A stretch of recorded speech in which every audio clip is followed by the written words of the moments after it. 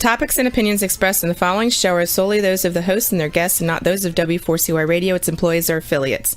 We make no recommendations or endorsements for radio show programs, services, or products mentioned on air or on our web. No liability, explicit or implied, shall be extended to W4CY Radio or its employees or affiliates. Any questions or comments should be directed to those show hosts. Thank you for choosing W4CY Radio.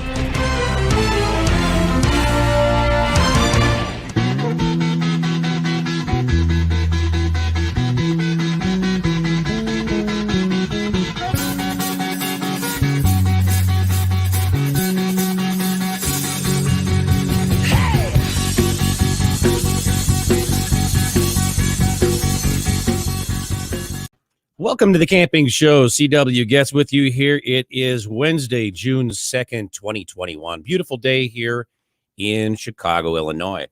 Just want to remind our radio listeners that they can call the telephone line here with any questions for tonight's guest. The telephone number is 815-663-7782. And we have a fantastic show for you here this evening. Tonight's episode is Drysuit Pursuit, with my special guest, Jeff Turner, Director of Sales and Product Development at Kokatat, based in Arcata, California. Jeff Turner has spent a lifetime pursuing his passion for playing outdoors. Jeff's career spans over 4 decades, having worked for many of the top brands in the outdoor industry. Since relocating from New England to California in 2008, he's been leading the Kokatat sales and product development teams for nearly 11 years. Jeff's focus and dedication is to create and maintain well-defined products and transparent brands that are authentic and accountable to anyone playing outdoors.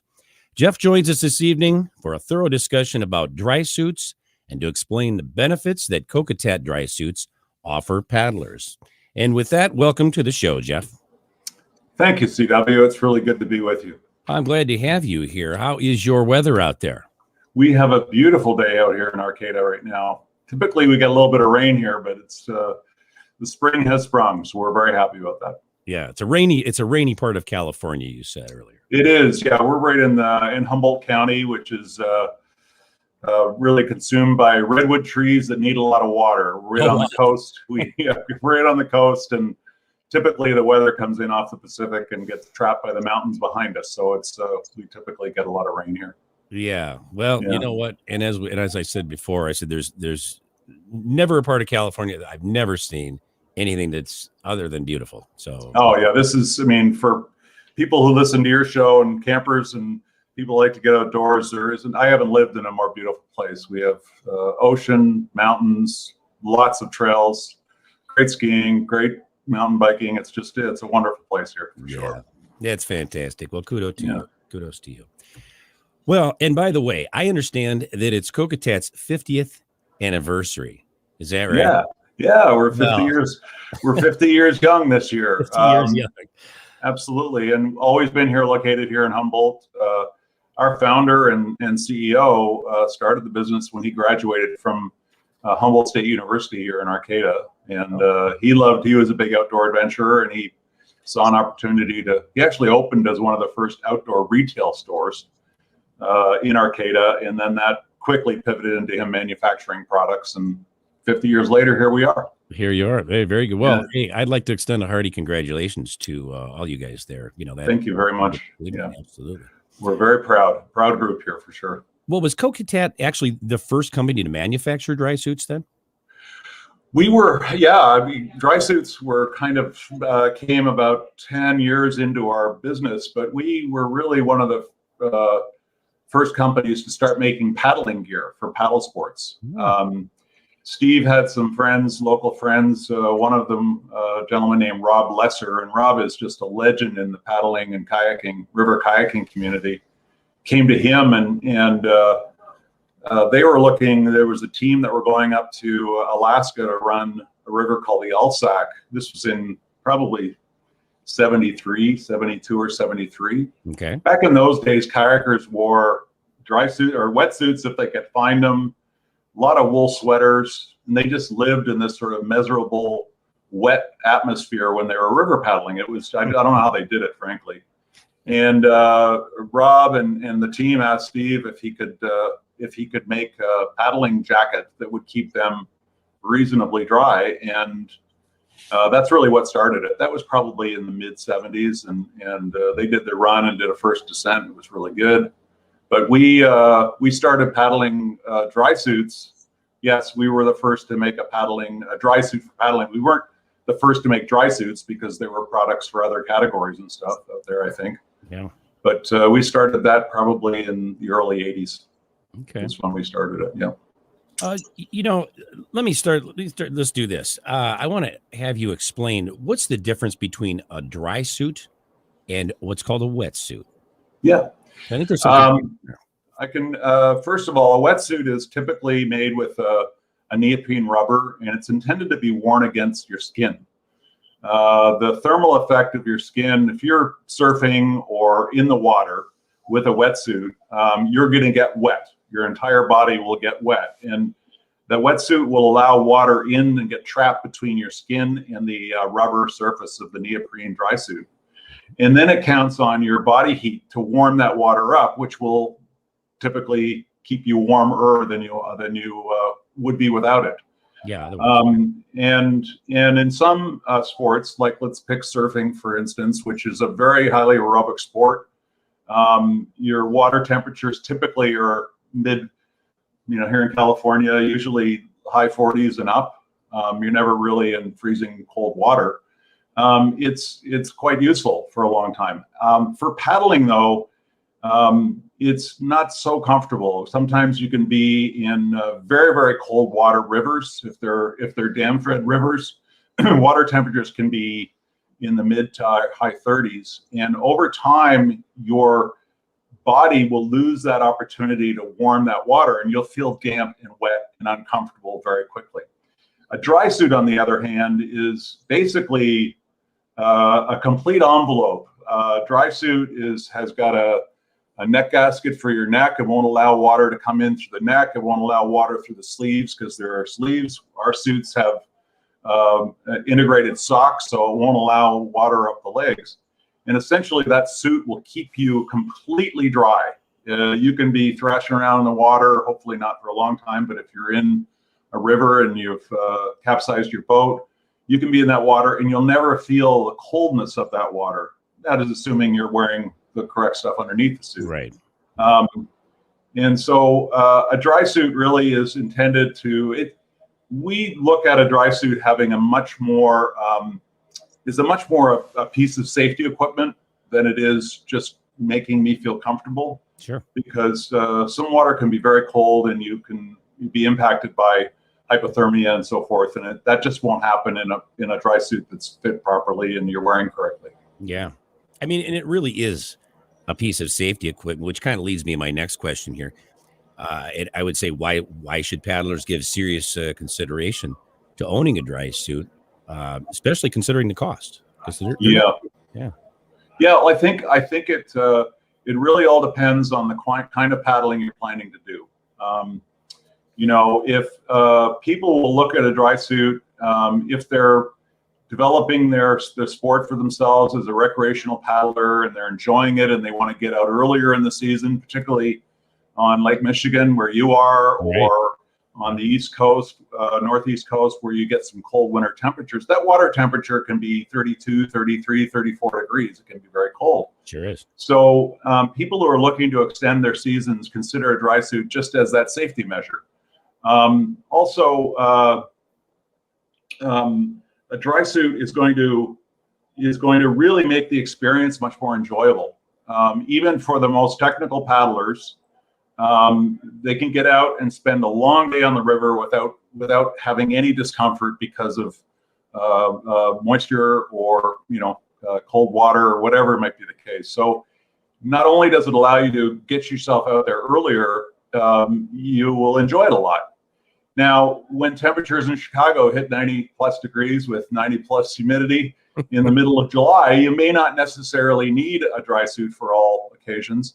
But even if you go further north in the lake that time of year, the water temperature is still very cold. And we always caution people and suggest to people that you should wear a suit for the water temperature, not the air temperature. Yeah. Because you never know what's going to happen. and you might separate yourself from your boat and be floating in the water. And a dry suit's just going to keep you safe. I've been in situations like that, Jeff. And, when I was young and dumb and we go out, the weather's like, hey, it's really warm out here. We're fine. We're fine. Yeah. And we get there and the water is 45 degrees, 43 degrees, whatever, in the 40s. And because the water's coming off the mountains and it's cold, know. And even though the air is, I think it was probably, mid 70s, whatever then. And you don't think but I tell you what, you hit the water and you'll know it right now. That's right. That's right. And then you're damn cold the rest of the day. That's true, because you're wearing, not only are you wet, but your clothing's all wet. And the only way to get dry is to get in off the boat. And sometimes you can't do that right away. That's right. And even 72 degrees or whatever is warm until you're wet, and then it's not warm, and then it's too late. But yeah, that's right. Yeah. So let me ask you here specifically, how is a dry suit constructed? I mean, what materials are they made of, and how do they actually work to keep a paddler dry? Sure.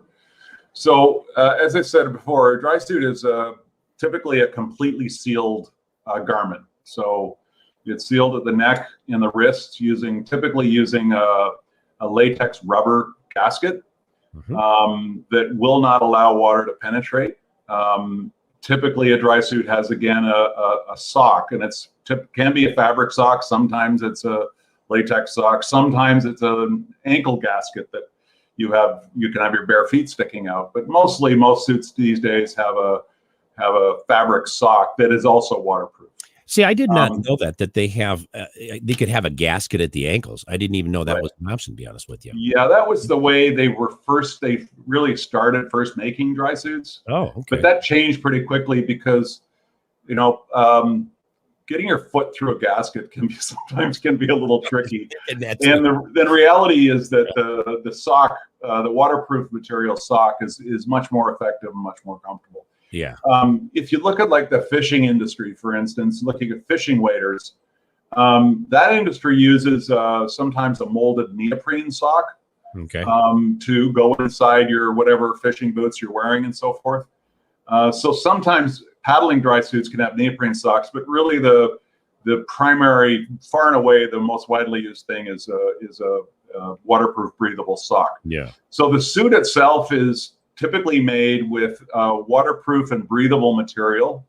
Kokatat uses probably 70% of our revenue comes from suits that we manufacture out of Gore-Tex waterproof, breathable fabrics. Good fabric, great fabric. Yeah, very good stuff, and they're really well made. We also have our own proprietary waterproof, breathable called Hydrus. It's a value price point more than anything. So the suit is constructed primarily out of whatever the base fabric is, Gore-Tex, for instance, and incorporates another key barrier, which is waterproof zippers. The brand we use is called YKK, which is a very popular zipper brand. And the main entry zipper in the suit can either cross the front over your body and over your shoulder. Sometimes that zipper can be located across your shoulder and back. You climb in through the top of the suit, basically, in your back. But the majority have an entry zipper that runs across your chest. And then for a future question, I think, you also have relief zippers in the suit. So, again, those are fully waterproof, watertight zippers.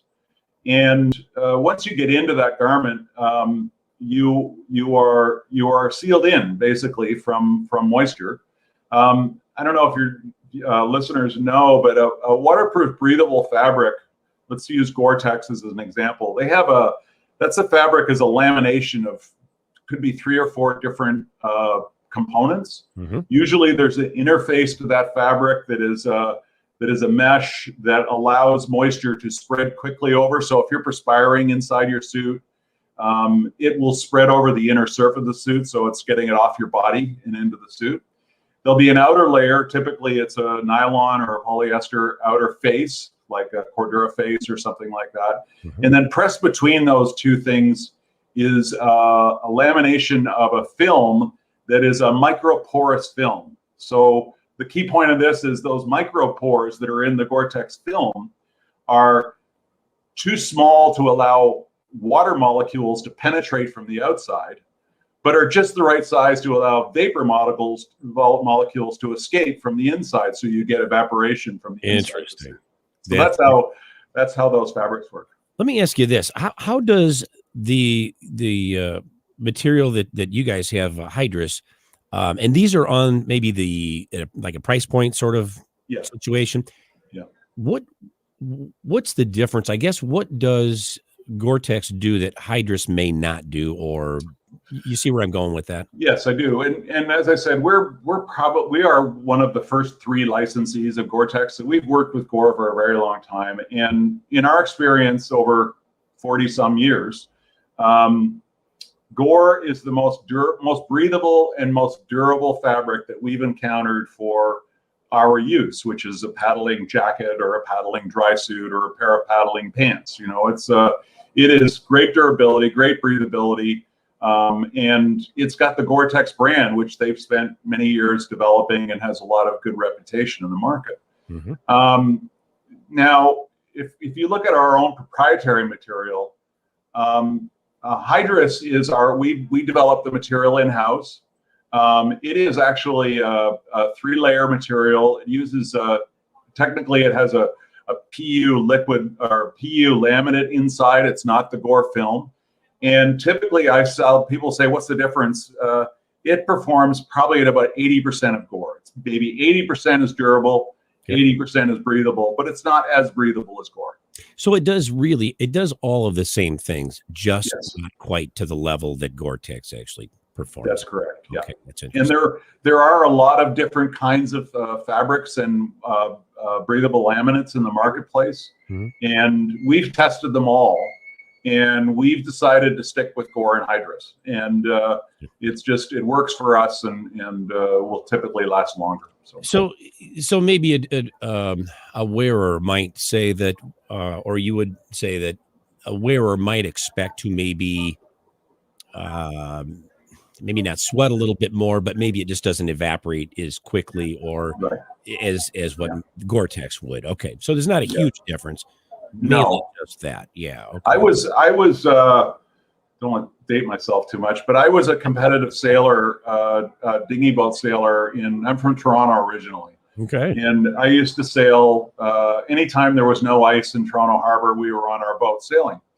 And back in the day, we used to wear these one-piece sailing suits that felt like you were putting on a garbage bag. I mean, you'd put it on, it didn't breathe at all. It just trapped all that moisture, and we worked pretty hard when we were sailing. Yeah. And typically you'd come out of that suit if you stayed out of the water and whatever you're wearing underneath was just soaked with sweat. Oh, no. Breathable materials will allow some of that moisture to evaporate through the suit so that you're not feeling quite as uncomfortable underneath the suit. Everyone's different. Everyone sweats differently. Everyone builds up their heart rate and so forth differently. But I think that most people will find a waterproof material that will work for them, for sure. I can tell you, I'm a pig, and I sweat. When I paddle, I sweat. And I own a Kokatat suit, and it does an excellent job. That's great. Keeping me from being wringing wet when I come out of that thing. Absolutely. Nice. We didn't even set that up before this. No, we meeting, didn't. That was all genuine that's feedback awesome. right there. That's awesome. I'm going to bring this up. Does a dry suit actually keep you warm itself, or do you need to wear the appropriate type of a base layer to accomplish that? No, there's no insulation in a dry suit. Dry suits tend to be a fairly thin fabric.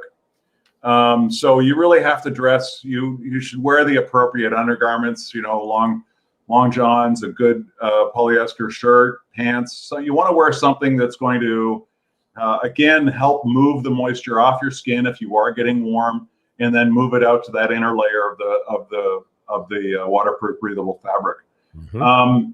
Certainly, I paddle when I'm paddling in the summertime, and if it's a blistering hot day. Up here in Northern California, we get some warm ones up on the Trinity River or anywhere up in Idaho or Utah, wherever we're paddling, I might wear a t-shirt, usually a polyester t-shirt. I might, if I'm going to wear my dry suit, if the water's cold, a t-shirt and a pair of shorts. And that will usually work if it's a blistering warm day, because I know I can get out of the water pretty soon. Right. But typically what I wear mostly is a wool, a merino wool base, very thin merino wool base layer, either a full suit or pants and a top underneath my dry suit. Yeah, because merino is comfortable even when it's hot. I mean, it sounds strange, but it does. It takes the moisture and removes it from the surface of your skin, or just absorbs it. And yeah, that sounds like it doesn't stink like polyester. It doesn't stink. Because people like me, the pigs that sweat, stinks. Let me tell you, if you don't get rid of that, if you don't wear the right stuff. Yeah. Okay, so speaking of suits, and you did mention two-piece suits yet, or did you not? No, I didn't yet. Okay, let's talk about that. There's a one-piece suit and a two-piece suit. Why don't you explain the difference to us, is maybe the advantages and disadvantages, or whatever, pros and cons, however you want to say that, to each? Sure. So again, to reiterate, a dry suit is probably used in the most extreme conditions. Those could be extreme weather or extreme cold water conditions. And in order for a dry suit to be most effectively dry, it's best to be a one-piece suit. There are, I won't go into Kokatat. So there are suits that are dry suits and suits that are semi-dry suits. And a semi-dry suit typically would be a suit that has a neoprene neck gasket. Maybe it's got latex wrists, but that neoprene will allow water to trickle. It's never going to flow in, but it will allow it to trickle in. So we call that, and we sell those suits, semi-dry suits. If you're going to look for a two-piece setup, we actually do make a product. It's our Icon dry suit, which is we've taken that waterproof zipper that typically is over your chest or across your shoulders, and we've worked with a supplier and developed a suit that completely separates at the top and the bottom. So and the zipper goes around your waist. Interesting. When you get that on correctly, that becomes a one-piece suit and is completely dry. The alternatives are, we also make what we call dry tops, and we make bib pants or dry pants. And there's a way to put the top together mechanically with the underskirt and the dry top and the roll up and the bib, for instance. You can roll that together like you would like a dry bag. Like a dry bag or something like that, right? Again, when we sell that combination, we tell our consumers that's going to be semi-dry, because you could potentially, water has an amazing ability to find its way in, right? It does. The dry tops, though, are pretty popular, particularly in the summer months or down in the Southeast or in New England when it's very warm weather. And if you're a whitewater kayaker, for instance, you might be sitting in that boat with a pair of surf trunks on, and you've got your dry top linked into your neoprene skirt on the boat. You're not going to get any water into the boat. And again, it's you don't have to be concerned. But once you're all hooked into that dry top, it's not going to get into your boat and get you wet. So that's the difference primarily between a two-piece dry system and a one-piece dry system. Well, how did the neoprene semi-dry thing come about? What was the reason for that? There's a couple of things. Some people have an allergy to latex. Oh, yeah. And so we need to have an alternative for anyone who's got a latex allergy. So around the neck, around the wrists, we can customize our suits to have a neoprene neck and a neoprene wrist gasket. Again, it's got sewn-in socks. Again, when we do that, we do that often. When a customer does that, we also assure them to say, this is going to work really well for you. You're going to be 90% dry, but you might, over time, the neoprene will loosen up on your neck. You might get a little water dribble. So you take your t-shirt underneath might have some moisture on the top of it. Mm-hmm. Latex will absolutely be the most effective at keeping water out of the suit. So that's like 100%. Yeah. The other thing about latex I may as well step there. The other thing about latex is that it's designed to fit very snugly. And some people just, are uncomfortable with that. They're uncomfortable because they can't breathe. They're uncomfortable because it just feels too tight. There's and they're legitimate concerns. And we've actually found over the last year, there's a lot of new people coming into the sport, and we have to spend time explaining to people that that's the way it's supposed to fit. However, you can adjust it. and once we get them through that, a latex neck gasket, brand new, can be stretched a little bit, a few percentage points. It's not a lot. I was going to ask you about that. Yeah. Yeah. So something here. Yeah. Yeah. So if you get a new dry suit and it's got a neck gasket I want the large neck gasket. The large neck gasket's going to feel like an extra small neck gasket. I guarantee you, if it's the first time you put it on. Yeah. But if you take like a medium-sized pot from your stove or a football or something, and you stuff it in volleyball, yeah, that may be a little big, but but you can actually stretch that gasket for 24 hours or so to get it to ease a little bit.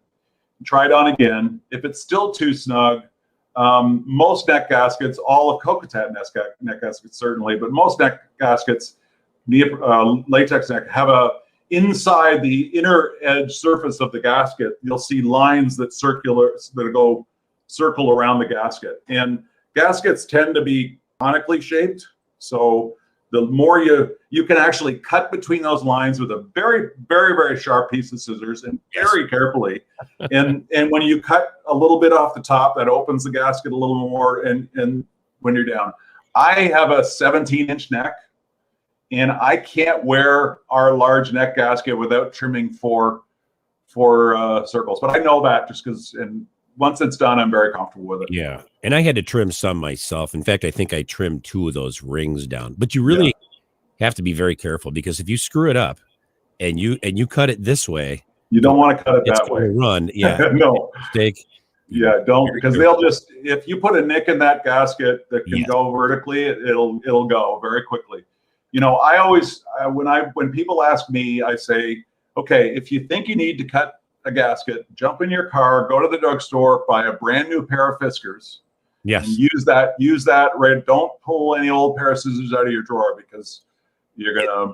It's worth the investment in those Fiskars, because they do, and that's exactly what I use, because they're the only things that cut that precise. Right. That's a great point you brought up, and I was going to bring that up a little bit later, because I did use. I think I tried the pan. There was a pan, and then I said, and I tried it, and I go, yeah, maybe a little bit more. And then I took a volleyball, and it was really pushing its limits, and it probably shouldn't use something that big.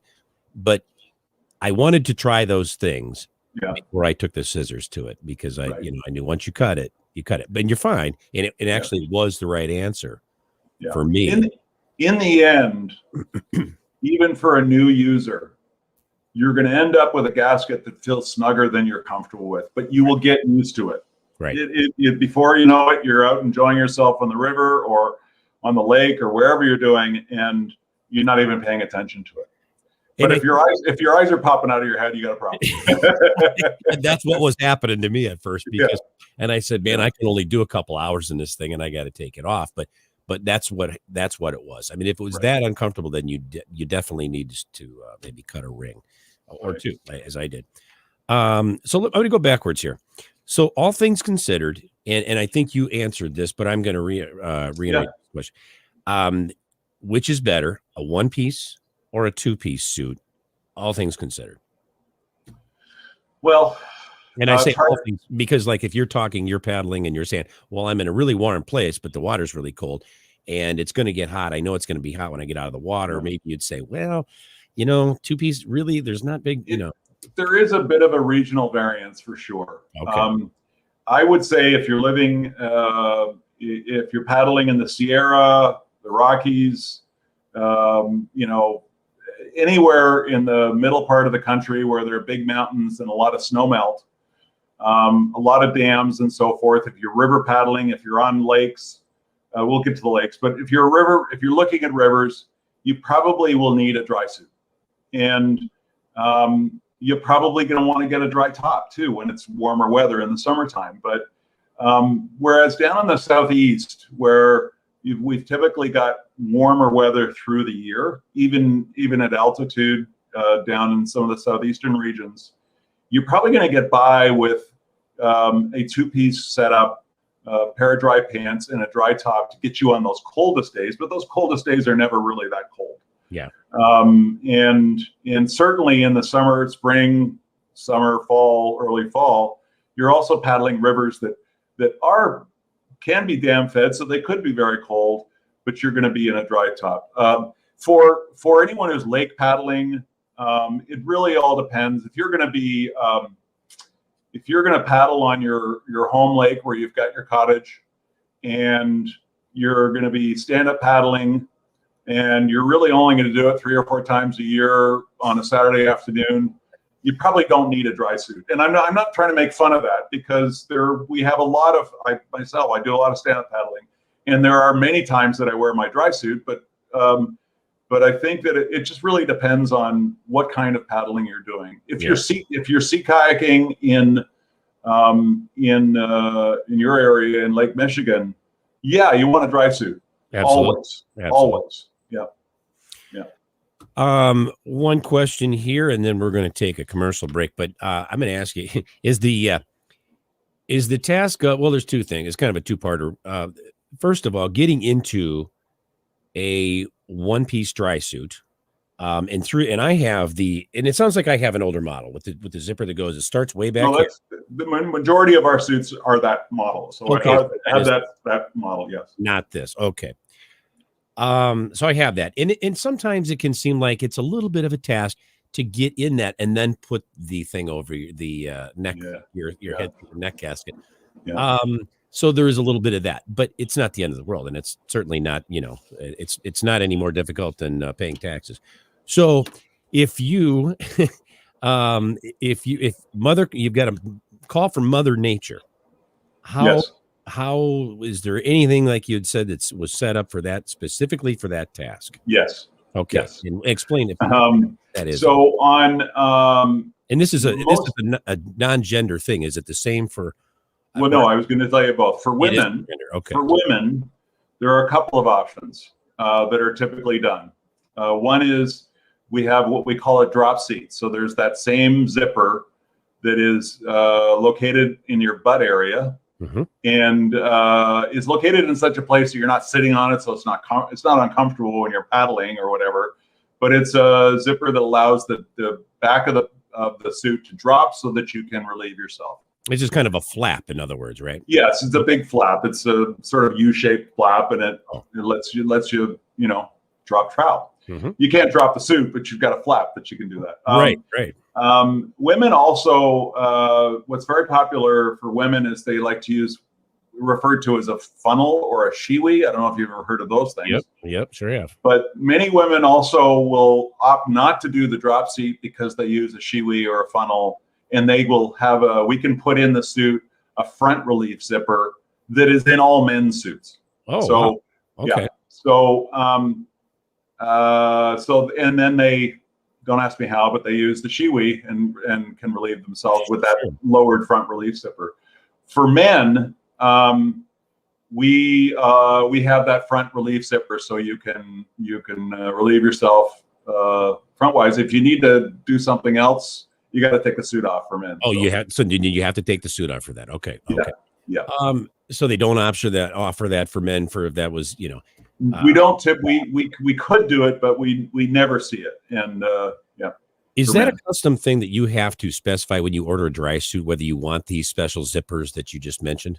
For women, so our stock dry suits for the women's suit, a stock women's suit comes with the drop seat zipper. Okay. And no front relief. A stock men's suit comes with the front relief zipper.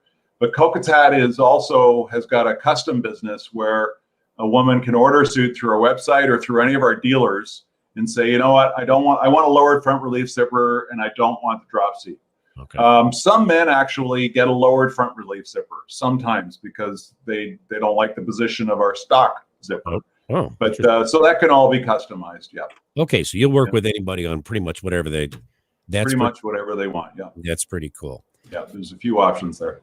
That's good to know. Yeah. And I know that's always some people go, oh, we don't want to talk about it. You know what? That's important stuff, especially when it happens and you're going and go, geez, I wish I had ordered that, And then it's kind of late then. But well, let's just say somebody did order it and they go, oh, I wonder if I can get that done. Can you get that done after the fact? Or does that have to be done when they manufacture the suit?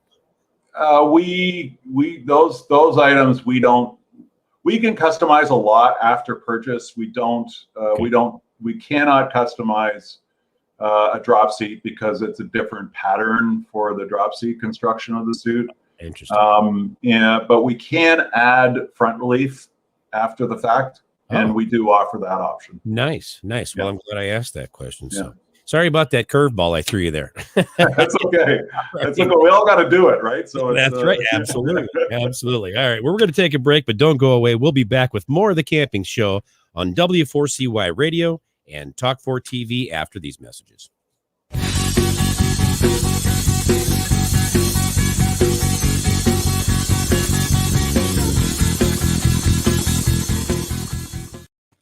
It is time to go camping. Introducing Campground View's virtual tours. You can tour the campground, the sites, see if they are available, and click to book your perfect spot. Hit the open road and explore the amazing places found in nature. We make it easy to discover, find, and book your site so that you can go have the fun and freedom you seek. Campground View's virtual tours make it easy and simple for you to see where you are going.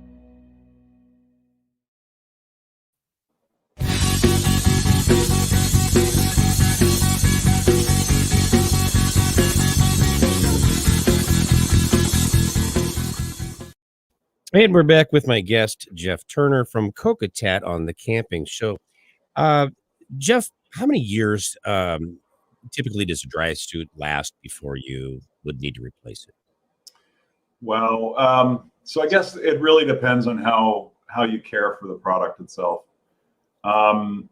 We have a factory service center here in Arcata, and we've seen suits come in here that are 20, 25 years old. Wow. And we can repair whatever holes might exist in them, replace the neck gaskets and get those back out to the customer, and it virtually works the day it was built.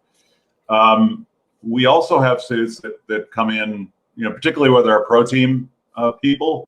I'm not trying to knock them; these are all great people, but our pro team, we're paddling every single day and may not be allowing it to dry as much as it should between uses and so forth, and they can go through a suit in a year.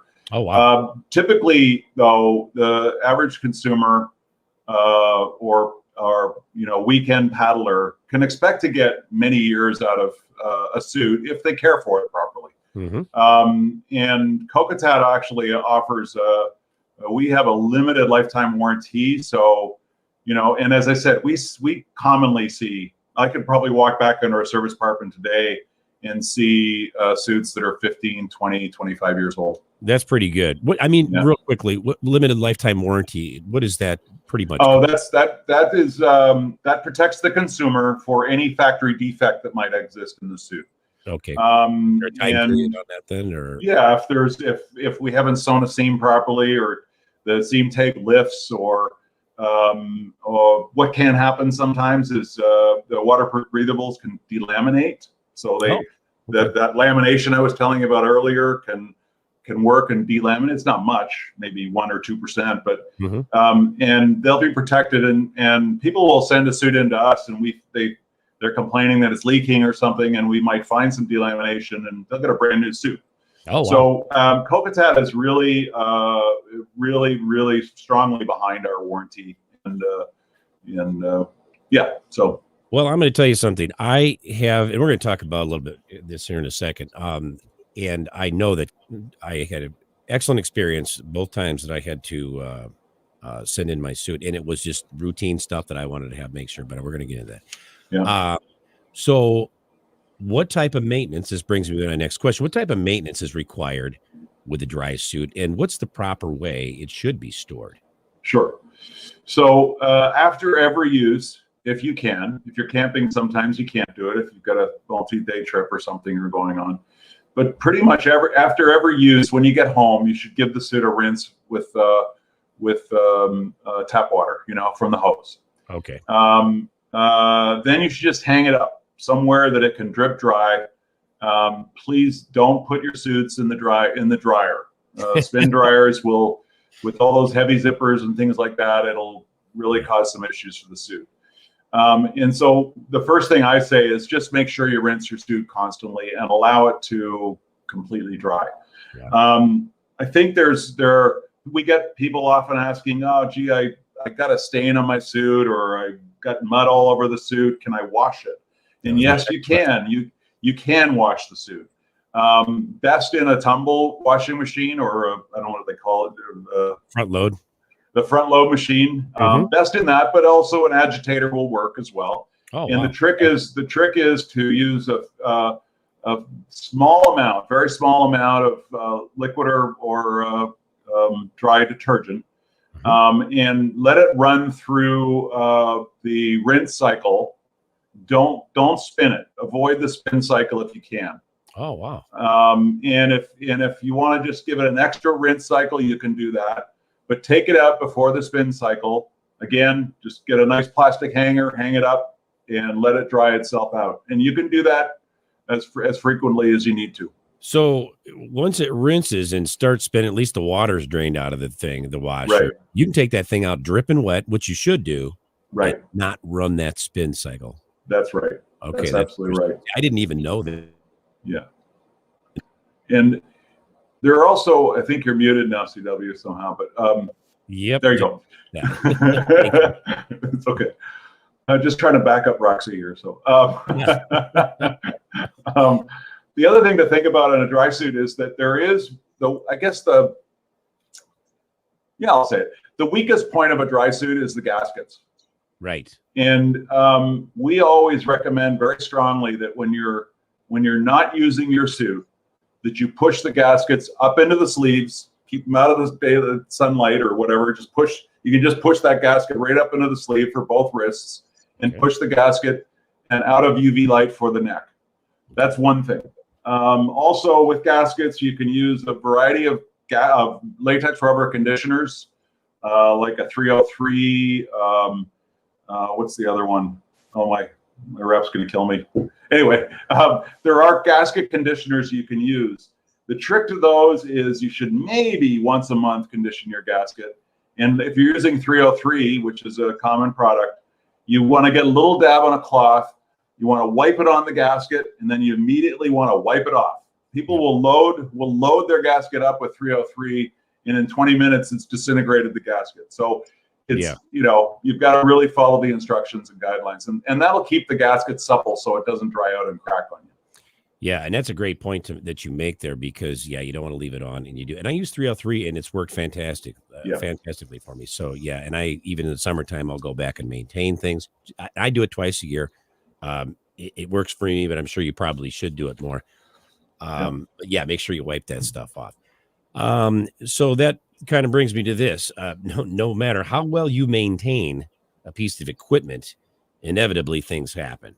Yeah. So if your dry suit becomes damaged, as mine did, and I'll explain that before I have you answer here, but what type of damage are you able to repair? Mine was pinholes that I had received in the thigh, the top of the leg area. Mm-hmm. And I sent it back, and they did a pressure test and found that that's what it was. Yeah. And I think, I don't remember what the other thing was, but had a great experience, I'll just say. Oh, good.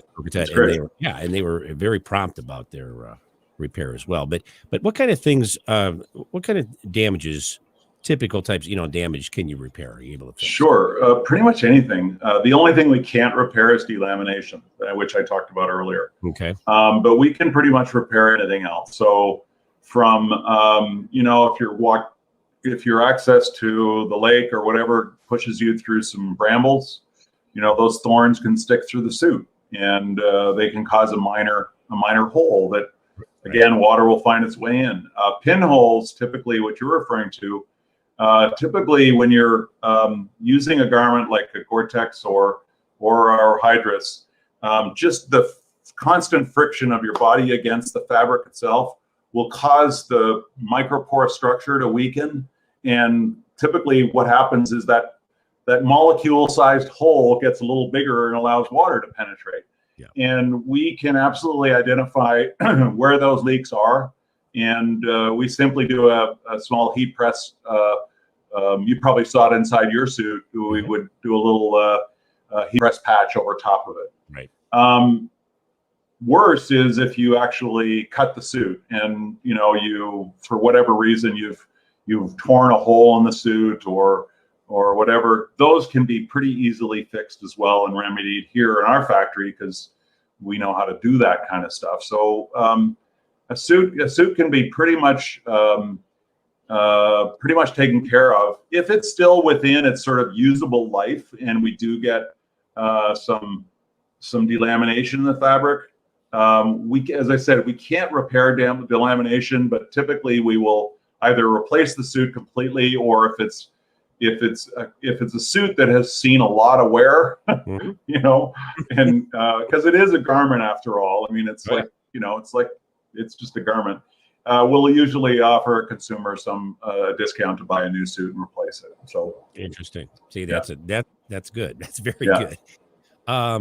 And we're winding on about 3 minutes. So okay, I'll hit this. So even if you don't notice any, by the way, let's go backwards real quick. Gaskets. Sure. You said that the neck gaskets, wrist gaskets can all be replaced. Yes. If you mess those up, you cut them wrong or something. And by the way, you can cut the wrist gaskets as well as the neck gaskets if I remember correctly. Yes, easily.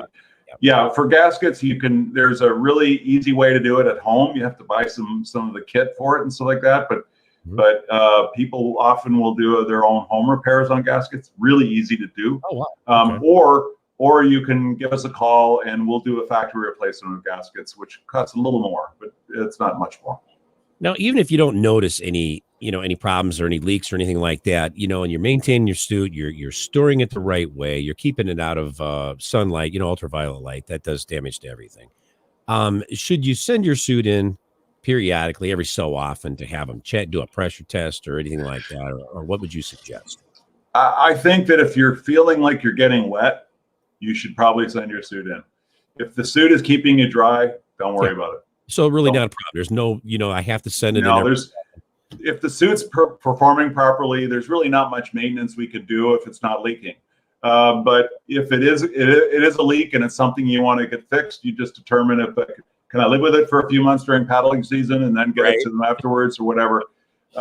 We also have a program for frequent users. We have a couple of gold club and a platinum service club. So which give you some benefits to people who are frequently using their dry suits. They can come in and get a little discount on some of the repair materials, and they get free water tests and all those sort of things. So it's fantastic.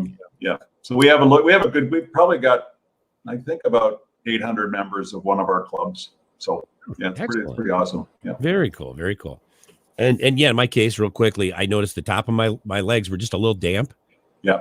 As was my hiney. And it was just from what you described, is that it's constant wear, and that's exactly what they said. Often it's funny, I don't want to say this, but often on the big muscle groups, you also do perspire more. So typically the thigh muscles and the gluteus maximus, you perspire more there as well. I thought that's what it was too, and I really did, because then all of a sudden I'm going, okay, I wasn't doing much today, and I didn't sweat, but they're still damp, and that's what was my clue, going, hey, I need to check and send this thing. And you should always check. Yep. That's absolutely a great point that you make. Yeah. Real quickly, can a dry suit be ordered directly from the factory, or do you need to locate a dealer with Kokatat? Either way. Either way, right now, unfortunately, given the impacts of COVID and the supply chain problems that are going on in the industry, generally in the outdoor sports industry, there's limited. We're not selling online because we're trying to get as much as we can into our retailers. Right. But you can go to kokatat.com and do a dealer search and probably find a retailer in your area. But typically we do sell direct to consumer through our website. It's just off right now. Yeah, I understand. Well, that's great. I was just going to ask you for the website, and that was, give that to us again, Jeff. www.kokatat.com. Kokatat. Yeah, and make sure it's Koka and not Koko, like yours truly messed up earlier. So, yes, Yep. very good. Yeah. Well, Jeff, I want to thank you for being our guest here on the Camping Show. It was certainly a pleasure to have you here.